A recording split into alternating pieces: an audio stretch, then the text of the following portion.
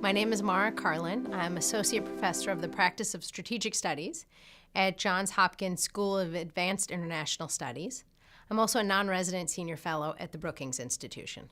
The conflict in Syria still continues. It's now lasted about 7 years and involves a dizzying array of actors, locally, regionally, and globally. While it does continue, as does the horrific violence, it is increasingly clear that the Assad regime in Damascus has maintained its control of large swaths of Syria.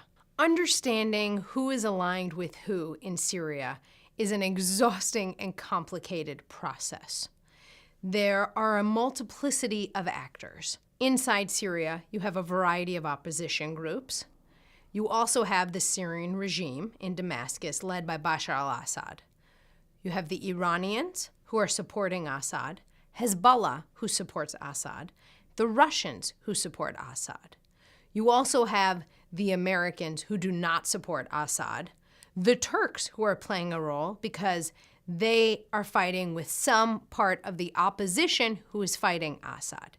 You still have a lingering element of ISIS, or the Islamic State, that's also playing a role in all of this. There are Gulf states, the Qataris, who in the past have helped support some actors in Syria who are fighting the Assad regime. It really is a dizzying array of actors. All that said, many of them came together for a period of time to focus on trying to militarily defeat ISIS. That led to a number of marriages of convenience that are exploding in various divorces. And now, while it is clear the Assad regime is probably not going anywhere, the final spoils are under question. How does he maintain control over the 70% or so of Syria that he does control? How does he gain control over the other 30% of Syria? What type of permanent presence do the Iranians and the Russians and Hezbollah choose to have in Syria? And what happens to the millions and millions of people in Syria that are either internally displaced or have become refugees around the region? Now that ISIS is largely on the path to military defeat, in some ways, this challenge becomes a lot harder for the United States.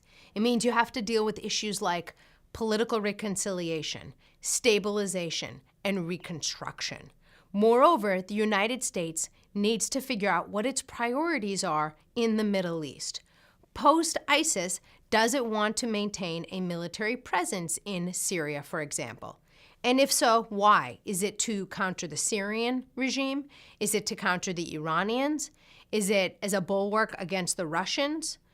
Or does the United States want to focus on humanitarian assistance, helping refugees and internally displaced people from around the region and around Syria return to their homes? Or does the United States want to focus on rebuilding Syria and dispersing what arguably will be billions and billions of dollars in rebuilding the cities and the towns that have been destroyed, not just in the conflict with ISIS, but in the last 7 years of conflict. Containing conflict in the Middle East, as we've seen with the Syria conflict in recent years, is really difficult. Beyond the horrible humanitarian crisis we have seen, it's quite obvious that Vegas rules don't apply in the Middle East. You cannot effectively contain the conflicts there. The refugees that have streamed out of Syria and into Europe have influenced the unity of the European Union, have influenced elections as far away as Europe. And so whatever policy the United States chooses, it's crucial that it recognizes that you cannot simply put the Middle East in a box and close the top of it.